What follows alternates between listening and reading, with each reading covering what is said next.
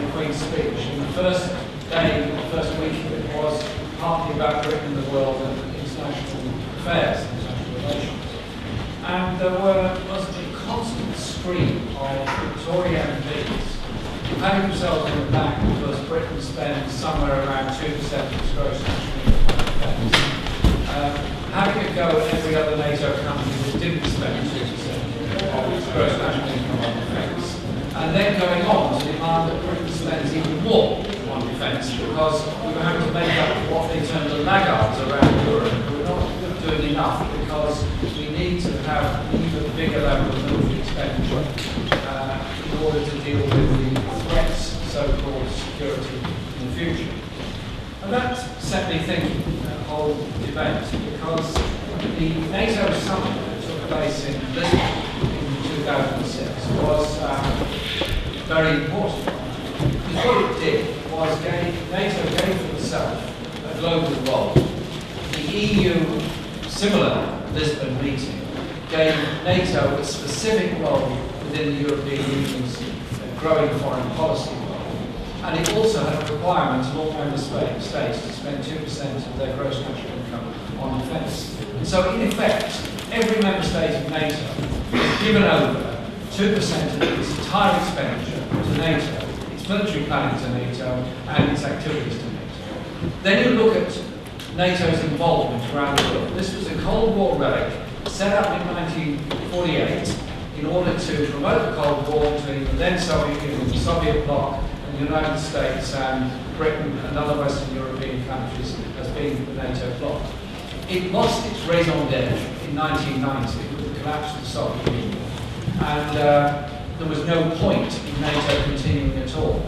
A number of countries then went on a process of reducing military expenditure. There was serious discussions about arms conversion at that time. Indeed, I remember having a meeting with BAE Systems at that time. We were talking about Weisbrot and the factories in Weisbrot at that time, and I said, could you make anything else other than warplanes and munitions? They said, give us the orders, we make anything you like. We're quite happy not to be manufacturing weapons of war. It's all a question of the role of government in its procurement process and what it does. But NATO fought back, used the crisis in Yugoslavia to make itself almost an extension of the United Nations, as it described itself at the time, and then moving on a little bit further, in Afghanistan, NATO became deeply involved.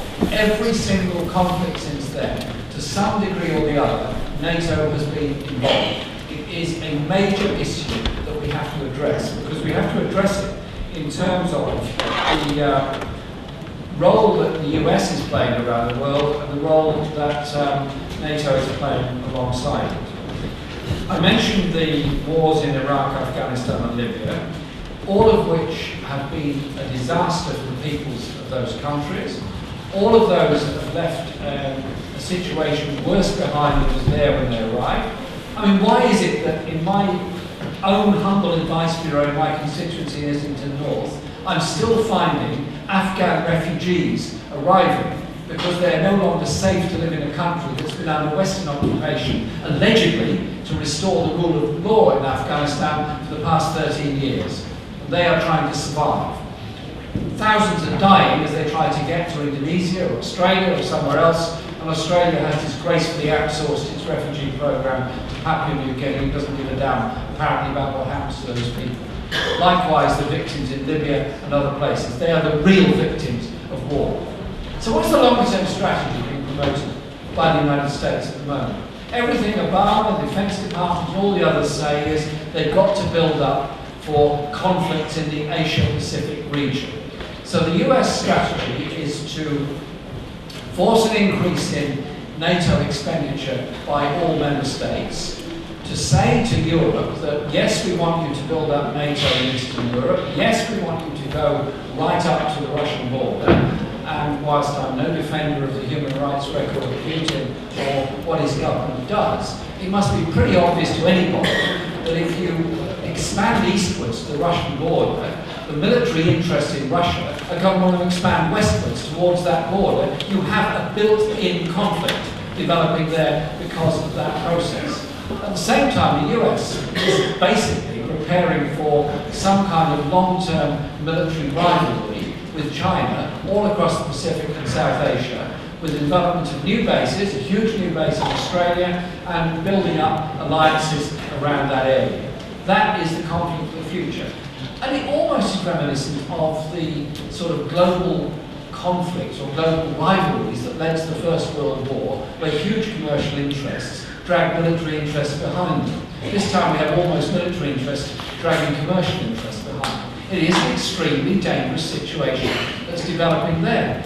The other area, we just come from the workshop on it, is what is happening in the Gulf region, where the Gulf Cooperation Council, not a member of self of NATO, but in effect working with NATO intelligence, equipment, machinery, and all that, has become a proxy for the next conflict within that region. We see Saudi Arabia is involved in Yemen, we see the whole expansion within that area.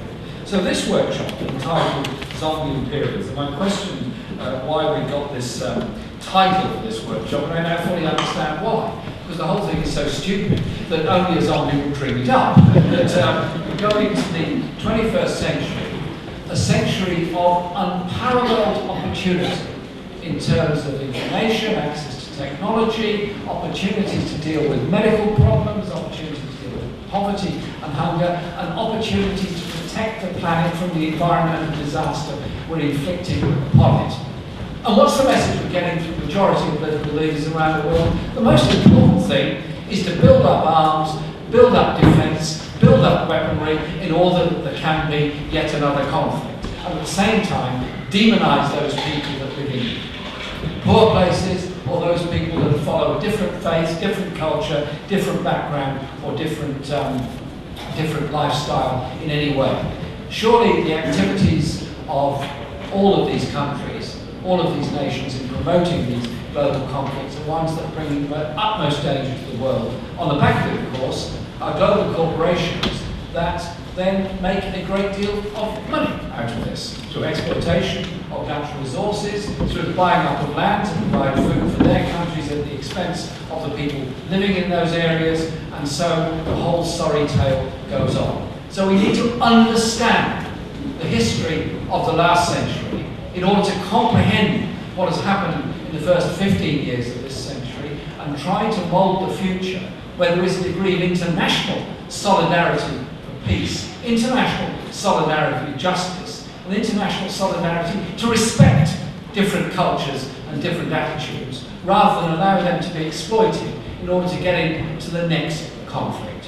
That's, I think, the task before us in the peace movement in this country and around the world. Thank you.